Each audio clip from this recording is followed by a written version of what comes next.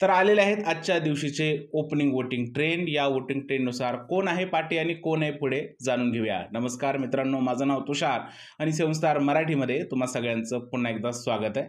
मित्रांनो, तुम्हाला माहिती आहे की काल बिग बॉसने जे आहे ते पूर्णच्या पूर्ण घराला नॉमिनेट केलं आणि सांगितलेलं आहे की येणाऱ्या 2 आठवड्यातच शो संपणार आहे।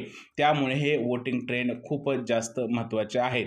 आता मिळालेल्या माहितीनुसार मित्रांनो, ओपनिंग ट्रेंडनुसार नंबर 8 वरती आहेत वर्षाताई आणि वर्षाताईला फक्त 1% वोटिंग मिळालेलं आहे।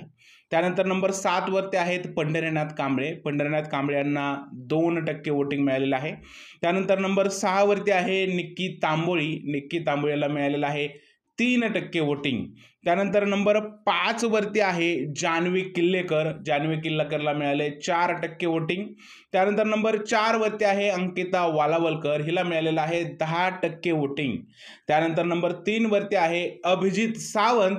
त्याला मिळालेलं आहे 15% वोटिंग। नंबर 2 वरती आहे धनंजय पवार। सोशल मीडियाची ताकद इकडे दिसते मित्रांनो, आणि धनंजय पवारला 25% वोट मिळालेले आहेत।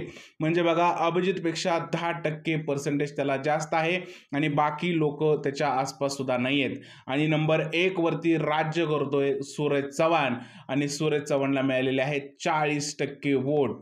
म्हणजेच काय, तर नंबर 2 आणि सूरजमध्ये जवळजवळ 15%चा डिफरन्स आहे।